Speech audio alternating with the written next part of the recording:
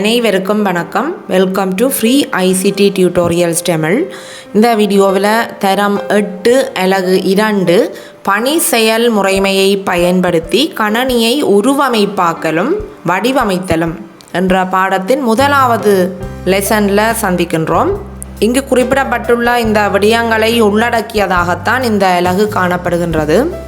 கணனியில் நேரம், நேர வலயம் time zone, நாணய அலகு கரன்சி, எண்கள் ஆகியவற்றை வடிவமைப்பது மற்றும் மாற்றிக்கொள்வது எப்படி என்று பிராக்டிக்கலாக செய்து பார்க்கலாம். முதலில் நீங்கள் உங்களுடைய கணனி திரையின் இடது பக்க கீழ் மூலையில் உள்ள இந்த ஸ்டார்ட் என்ற இந்த பட்டனை கிளிக் பண்ணிக்கொள்ள வேண்டும்.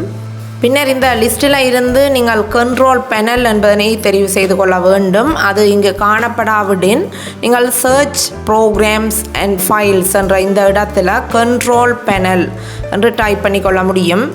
இப்போது நான் இதனை கிளிக் பண்ணிக்கொள்கின்றேன். இங்கு பார்த்தீர்கள் என்று சொன்னால் இதில் கிளாக், லாங்குவேஜ் அண்ட் ரீஜன் என்ற ஒரு அமைப்பு காணப்படுகின்றது. இந்த லிங்கை கிளிக் பண்ணிக்கொள்கின்றேன். இதில் முதலாவதாக உள்ள டேட் அண்ட் டைம் என்ற இந்த லிங்கை கிளிக் பண்ணிக்கொள்ள வேண்டும். ரைட், இப்போது இங்கு தான் நாங்கள் நேரத்தை மாற்றிக்கொள்ள போகின்றோம். ரைட், இங்கு தற்போது உள்ள நேரம் மற்றும் திகதி ஆகியவை காட்டப்பட்டுள்ளன. தற்போதுள்ள நேரம் மற்றும் திகதி ஆகியவற்றில் மாற்றம் செய்ய வேண்டுமாயின் சேஞ்ச் டேட் அண்ட் டைம் என்ற இந்த அமைப்பை கிளிக் பண்ணிக்கொள்ள வேண்டும். இங்கு நேரம் மற்றும் திகதி ஆகியவற்றை நீங்கள் மாற்றிக்கொள்ள முடியும். இதில் திகதியை நீங்கள் செலக்ட் பண்ணிக்கொள்ள வேண்டும். செலக்ட் பண்ணிவிட்டு நேரத்தை நாங்கள் இதில் சென்று மாற்றிக்கொள்ள முடியும். இதில் மேல் நோக்கி இருக்கிற அரோவில் கிளிக் பண்ணுவதன் மூலம் நேரத்தை கூட்டிக் கொள்ள முடியும். கீழ் நோக்கியுள்ள அரோவை கிளிக் பண்ணுவதன் மூலம் நேரத்தை குறைத்து கொள்ள முடியும். அதே போன்று நாங்கள் PM AM என்பதனையும் மாற்றிக்கொள்ள முடியும். இங்கு PM என்று காட்டப்பட்டுள்ளது. இதில் கிளிக் பண்ணிவிட்டு நான் A என்பதனை அழுத்துவதன் மூலம் அது AM ஆக மாற்றிக்கொள்ள முடியும். அதே போன்று நிமிடம் மற்றும் செகண்ட் ஆகியவற்றில் நீங்கள் மாற்றங்களை செய்து கொள்ள முடியும். இதில் டபுள் கிளிக் பண்ணி தெரிவு செய்து விட்டு நீங்கள் மாற்றத்தை மேற்கொள்ள முடியும். இப்போது நீங்கள் ஓகே என்ற இந்த பட்டனை ப்ரெஸ் பண்ணிக்கொள்ள வேண்டும். ரைட், இப்போது நாங்கள் குறிப்பிட்ட நேரம் இங்கு காட்டப்பட்டுள்ளது, அத்துடன் திகதியும் இங்கு காட்டப்பட்டுள்ளது.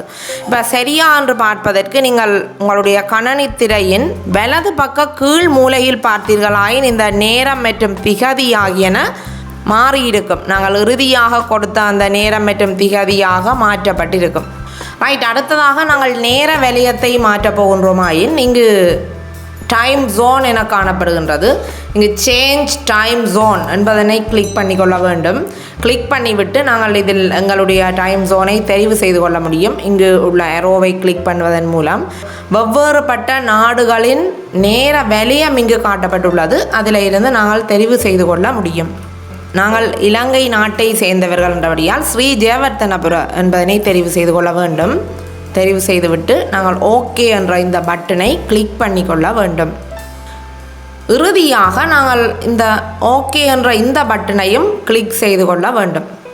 ரைட், அடுத்ததாக நாங்கள் ரீஜன் அண்ட் லாங்குவேஜை எப்படி மாற்றிக்கொள்வது என்பது பற்றி பார்க்கலாம். இரண்டாவதாக உள்ள இந்த ரீஜன் அண்ட் லாங்குவேஜ் என்ற இந்த அமைப்பை கிளிக் பண்ணிக்கொள்ள வேண்டும். இங்கு ஃபார்மேட் என்பதில் உள்ள அடிஷனல் செட்டிங்ஸ் என்ற இந்த பட்டனை கிளிக் பண்ணிக்கொள்ள வேண்டும். இங்கு முதலாவதாக உள்ள நம்பர்ஸ் என்ற இந்த டேப் கிளிக் பண்ணி இருக்கும் சந்தர்ப்பத்தில் இதில் டிஜிட் குரூப்பிங் என்பதனை பார்த்தீர்களாயின் நாங்கள் சாதாரணமாக ஒரு எண், பெரிய எண்ணொன்றை எழுதும்போது அங்கு 3 டிஜிட்ஸாக கமா போட்டு பிரித்திருப்போம். அந்த அமைப்பு தேவையானதனை நாங்கள் இதில் செலக்ட் பண்ணிக்கொள்ளலாம்.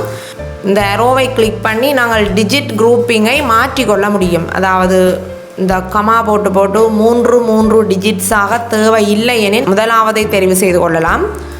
3 டிஜிட்ஸாக தேவை எனின் இரண்டாவது, இறுதி 3 டிஜிட்ஸை மட்டும் கமா மூலம் பிரித்து காட்டப் போகின்றோம் என்று சொன்னால் மூன்றாவதை தெரிவு செய்து கொள்ள முடியும். இறுதி 3 டிஜிட்ஸாகவும் ஏனையவை 2 டிஜிட்ஸாகவும் நாங்கள் குறிப்பிட போகின்றோம் என்று சொன்னால் இறுதியானதை தெரிவு செய்து கொள்ள முடியும். இப்படி உங்களுக்கு தேவையான பேட்டர்னை நீங்கள் தெரிவு செய்து கொள்ளலாம்.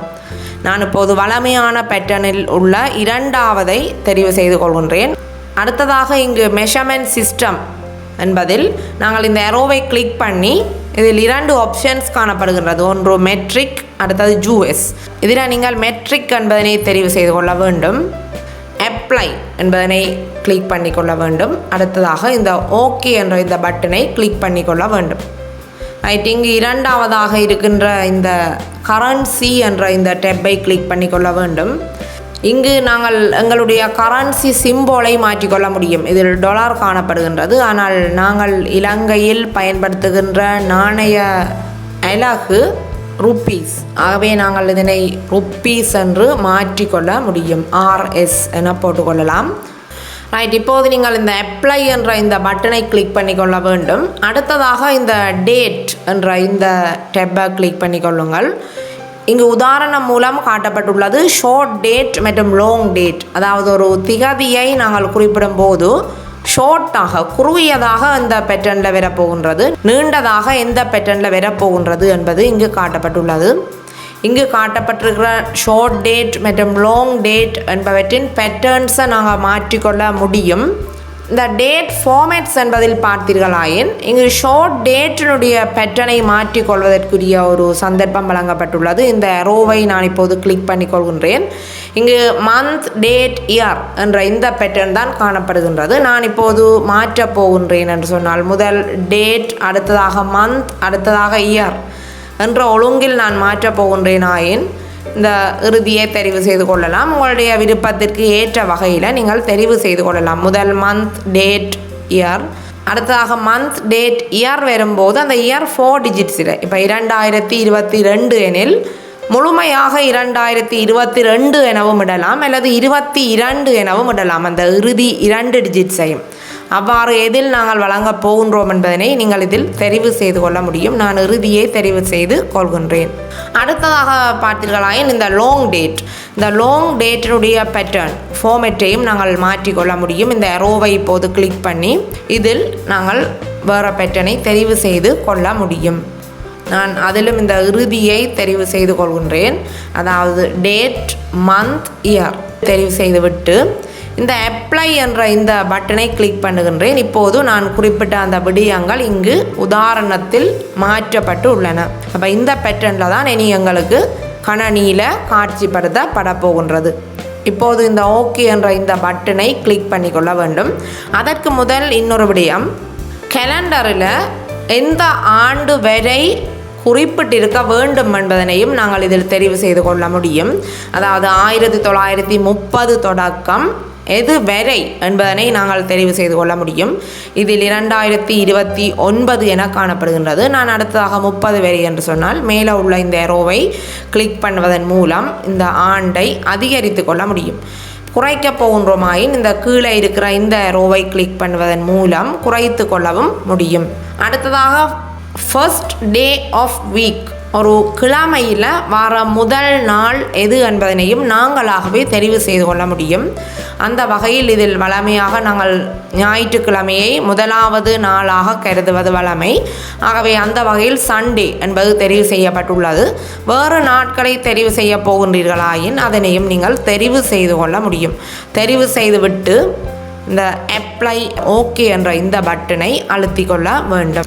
இப்போது இங்கும் அப்ளை என்ற இந்த பட்டனை அழுத்திவிட்டு ஓகே என்ற இந்த பட்டனை அழுத்தி கொள்ள வேண்டும். இவ்வாறு தான் நாங்கள் கணனியில் நேரம், நேர வலயம், நாணய அலகு, எண்கள் என்பவற்றை மாற்றிக்கொள்வோம். இது போன்ற ICT பாட வீடியோக்கள் உங்களுக்கு தொடர்ச்சியாக தேவை என்று சொன்னால் நீங்கள் இந்த சேனலை சப்ஸ்கிரைப் பண்ணி பெல் பட்டனை கிளிக் பண்ணி நோட்டிஃபிகேஷனை ஆன் செய்து வைப்பதன் மூலம் தொடர்ச்சியாக உடனுக்குடன் பெற்றுக்கொள்ள முடியும். அடுத்த காணொளியில் மீண்டும் சந்திப்போம். நன்றி.